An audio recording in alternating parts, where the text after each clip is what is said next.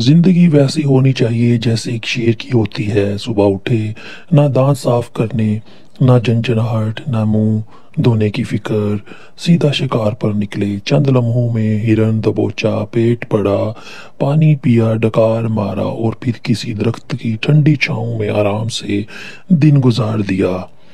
رات آئی تو بے فکری سے نیند کی آغوش میں چلے گئے۔ نہ مکان کے کرائے کی پریشانی، نہ بجلی کے بلوں کا بوجھ، نہ بیوی کی ڈانٹ سنی، نہ ہرن پکانے کے لیے گھی، تیل، نمک، مرچ خریدنے کی فکر، نہ ٹوتھ پیسٹ، صابن، شیمپو کا خرچہ، پیٹرول چاہے 500 روپے لیٹر ہو جائے۔ شیر کو پرواہ ہی نہیں، نہ بچوں کو اسکول چھوڑنے اور لانے کی مصیبت، نہ اسکول کی فیس کا بوجھ، تعلیم کا سادہ سا اصول، صرف یہ سکھا دینا کہ شکار کیسے کرنا ہے، بس تعلیم مکمل۔ نہ کپڑوں کی فکر، نہ عید کی شاپنگ، نہ شادیوں کی دھوم دھام۔ جو لباس قدرت نے عطا کیا اسی میں پوری زندگی شان سے گزار دی۔ نہ بچوں کی شادیوں پر لاکھوں خرچ، نہ دوسروں کی شادیوں میں سلامی دینے کا درد۔